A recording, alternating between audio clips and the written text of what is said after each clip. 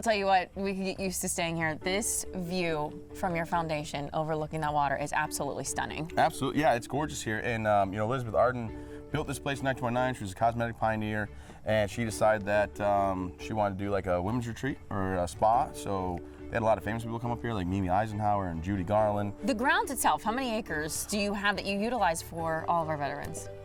It was 44 then. We just bought a new property across the way to expand our offerings, so I think it's like around 52 acres. Wow. Yeah. How many rooms do you have for veterans to stay? So we keep it very intimate.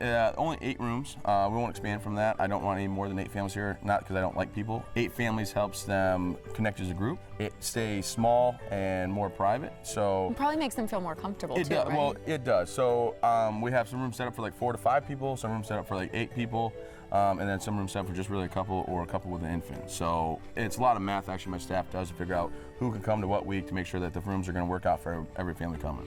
What kind of activities then are they all participating in when they're here? Oh, I'll tell you what, there's a plethora. There is quite the smorgasbord, if you will. You know, there's archery, there's a high-rise rope course that Mike Rowe put in from Dirty Jobs.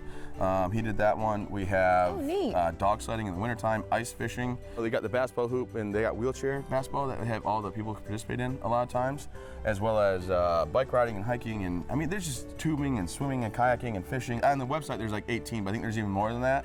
But there's a lot. There is a lot. Plethora. A lot. And are some of them seem like they're just fun exercises. Others seem like they might help to challenge the veterans, or maybe even to overcome fears, or to definitely. So they're overcoming tough fears, stuff. but they're also able to try things in a barrier-free location that maybe they wouldn't try normally. You get somebody with no legs that never rode a bike before. We have him on a hand cycle, and then he's taking his 5 kids and his wife, out for a bike ride. And that breakthrough was huge. And the thing is, we also have this program called Recalibrate, where if you come here and you have a great time, and maybe you went to kayak and you loved kayaking, your family did the event down there, and it worked out so well. And maybe you're missing an arm, but we make straps sometimes with paddles, and we hook them up so they can, that they can take the skill back with them. And if they can't maybe afford a kayak, we have a Recalibrate program where we'll buy them a kayak in exchange for them to volunteer and donate their time in their community. So really cool things that go on here. So something else that I just think is really inspiring that you guys are doing is you also, certain weeks out of the year are different than these typical weeks that you have here, correct? That really delve deep for the veterans. Yeah, so we had a lot of people interested in finding out about post-traumatic stress and how to overcome what they're going through. And then we always sent them to this Warrior Path program, which is great, out of Virginia. Well, they expanded their offerings and they wanted to partner. So they partnered with us in 10 other locations around the nation. So now we have a Warrior Path program that we run here 14 or 15 weeks this year. And then next year is going to expand even more to like 17 or 18. And then we bought a property across the road that by 2026 we're hoping to operate a lot more and focus on post-traumatic growth, but not just for the service member, but also there's going to be first responders that go through this course, firemen, police officers, nurses, paramedics. And it's really helping people understand that you can struggle well, because we're all going to struggle, and that you can have post-traumatic growth instead of just post-traumatic stress. So very proud of that program. We have a health and wellness center we bought so we expand our offerings in the wintertime.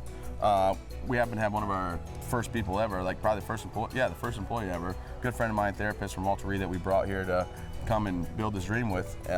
Kelly McGuy Roseberry, she passed unfortunately, unexpectedly really. I'm so but sorry. we're naming the Health and Wellness Center after her. She's a physical therapist by trade, and we're able to bring families in and show them how to work out adaptively so they can learn if they're in a wheelchair, if they have some kind of paralyzation or amputation, how they can adapt the equipment. And then when they're home, they're then, not afraid then to go into a regular gym and figure out those adaptive means. Well, and it starts with you. I mean, when I think about how you like to identify yourself, you calling yourself someone who's a recalibrated veteran versus someone who's a wounded warrior, and it's that mindset has so much to do with, I'm sure, how you've managed to get through everything you've been through, and then others as well. I think stubbornness is my big thing. I'd rather figure it out. I mean, I sat in a hospital bed wondering what I was going to do, but realizing that I had to.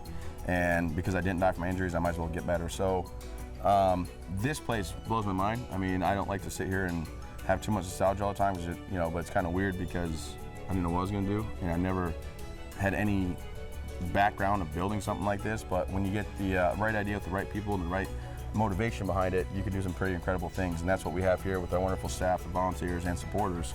It's amazing. It really is. Well, no, I appreciate And your that. staff's equally amazing too. Thanks.